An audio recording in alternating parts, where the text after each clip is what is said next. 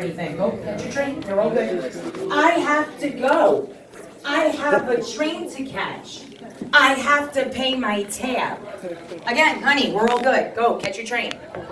I have to go. This went on for a good 5 minutes before I finally said, sweetheart, you owe me $20. She pulls 20 out, slaps it on the bar, out the door.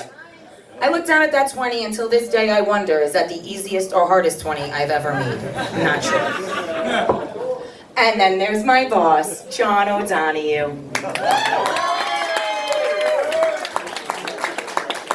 Not too long ago, we hosted a big dart tournament in here, and John made all this food, put it out. So there he is, talking with a couple of dart players, and he's got a big plate of meatballs in his hand, and I see him take his fork and stab one of the meatballs. I come running out from behind the bar and grab his hand and take a huge bite of his meatball.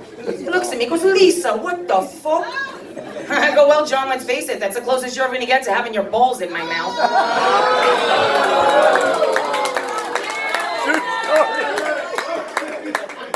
Speaking of sexual harassment, when I was in my early 20s, I got a job as a fill-in stagehand at NBC, and I got to meet Matt Lauer. Fast forward 15 years, and it comes out that he sexually harasses all these women. Thanks a lot, Matt. Here you are putting your dick on some random chick's shoulder, and I can't even get a second glance. Yeah, did wonders for my self-esteem. It's nice, though, that things like #MeToo and domestic violence are being taken very seriously. But there is one celebrity couple that has been together since before I was born. And the blatant emotional and physical abuse that goes on in public is just sickening. When I was a child, I was horrified, and now that I'm an adult, I honestly can't understand why Kermit the Frog just doesn't leave Miss Piggy.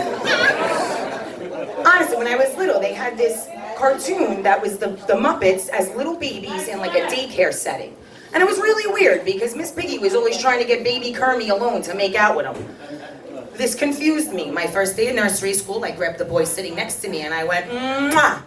He ran off screaming, and I had to have a huge lecture on inappropriate behavior. Speaking of inappropriate behavior, when my son was about 5 years old, we were all driving home, and he's in the back seat, he's yammering on about something, when all of a sudden I hear him say, "You remember, Mommy, like when I was born and I came out of your butt?" I had to pull over. I said to him, "Honey, why would you think that's where babies come from?" And he says, "Well, you know, when a mommy's pregnant, the baby's in her belly. Like when she eats, the baby gets food. So wouldn't the baby just come out with the food?" And I figure, all right, logical line of reasoning for a small child. Okay. But no, honey, I'm sorry to tell you.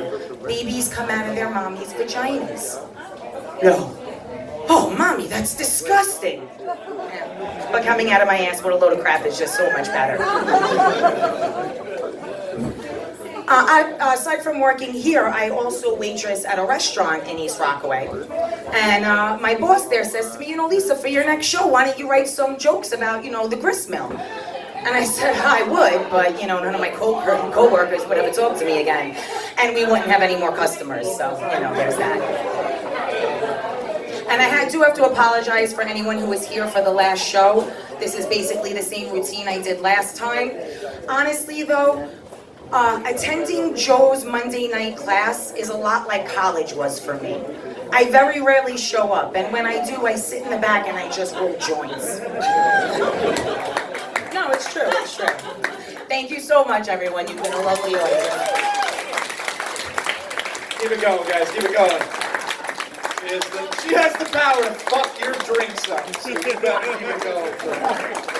All right, guys, this next comic, we have a special guest in the house.